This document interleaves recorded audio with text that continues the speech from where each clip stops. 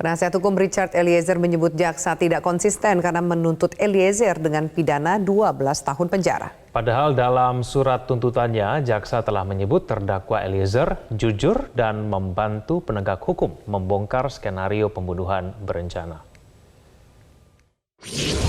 Umum pada halaman 5 angka 2 menyatakan, kondisi ini menimbulkan dilema yuridis karena di satu sisi terdakwa Richard Eliezer Budiang Lumiu dikategorikan sebagai seorang saksi pelaku yang bekerja sama atau justice kolaborator yang dengan keberanian dan kejujurannya telah berkontribusi membongkar kejahatan yang direncanakan untuk membunuh korban almarhum Nofriansah Yosua Huta Barat dan juga membongkar skenario pengelabuan yang dibuat oleh pelaku utama yakni saksi Ferdi Sambo. Namun, di sisi lain peran dari terdakwa Richard Eliezer Budiang Lumiu sebagai eksekutor dari penembakan terhadap korban almarhum Nofriansah Yosua Huta Barat perlu juga dipertimbangkan secara jernih dan objektif.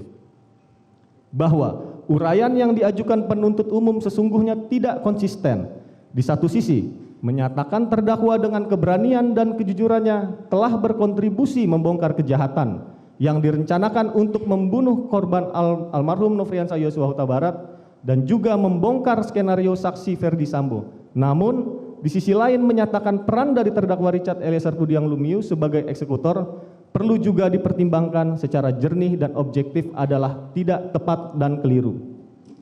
Bahwa pada faktanya perkara ini dapat terungkap adalah karena diawali keterangan terdakwa Richard Eliezer Budiang Lumiu sehingga penuntut umum dapat secara jernih dan objektif dapat menggali alat bukti lainnya yang membuat perkara ini menjadi terang dan menguak peran pelaku utama, inkasu saksi Ferdi Sambo.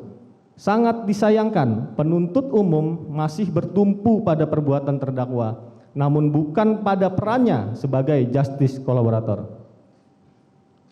Bahwa menurut penasihat hukum, situasi dilema yuridis yang disampaikan penuntut umum terjadi karena penuntut umum masih bertumpu pada perbuatan pidana terdakwa Richard Eliezer Budiang Lumiu dan bukan kepada perannya sebagai justice kolaborator.